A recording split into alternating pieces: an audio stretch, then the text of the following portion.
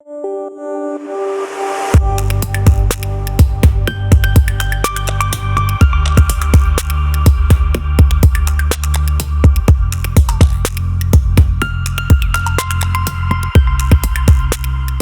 I'm Sean White, and I'm a Prinect demonstrator here in the Print Media Center, Atlanta.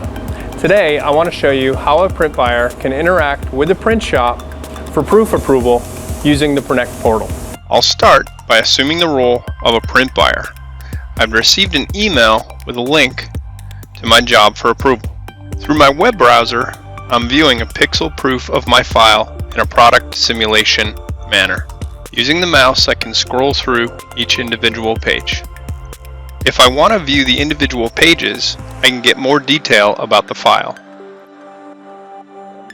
Using an eyedropper, I can check the color builds.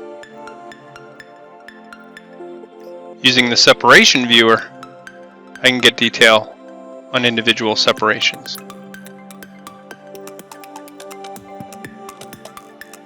I can approve the file in either view, using the buttons on the right-hand side of the screen here in the individual page view, as well as in the product simulation. Each and every page has its own approval, or I can use the cascading icon to approve the entire book all at once.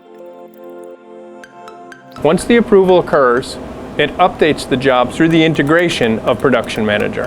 Let's take a look at another example.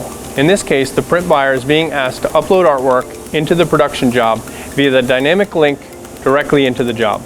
As the print buyer again, I've received an email with a link. This link is taking me to the upload panel of the job. I'm going to simply drag and drop or browse for my artwork and place it in the panel. The file is now uploading into the production job and beginning the pre-flight process.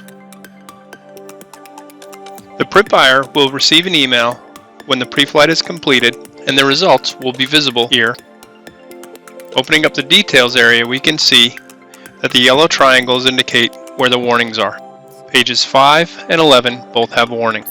On the right-hand side, you can see what that warning is telling us. There is an image that the resolution is 299 dpi, and that's below the 300 dpi threshold that was set by the print shop. I can simply decide whether this is adequate enough for me to move on or not. The approval process is very similar to the previous job. Here I can see the product simulation,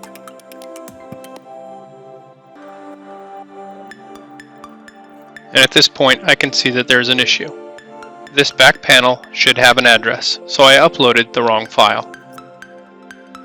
I can simply mark this as rejected. Now that page being rejected, I can replace it with a new file.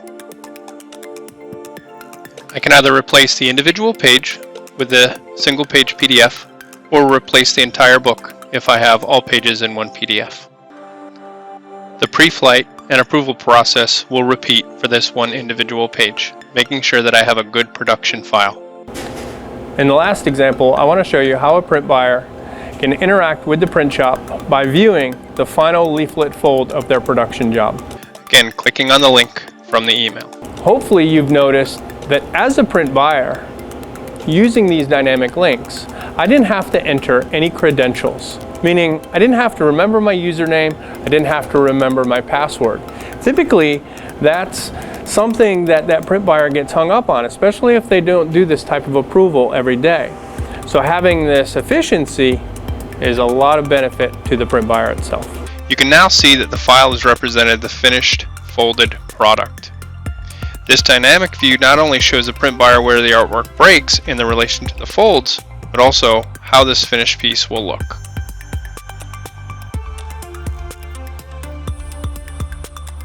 Perhaps the designer didn't consider the short panel on the letter fold, or the intention was a Z-fold as opposed to a letter fold. These examples provide a great information channel for the print buyer to interact with the print shop and eliminate touch points that can improve efficiency within your business. Thanks for watching, and for more information, email us at info@heidelberg.com.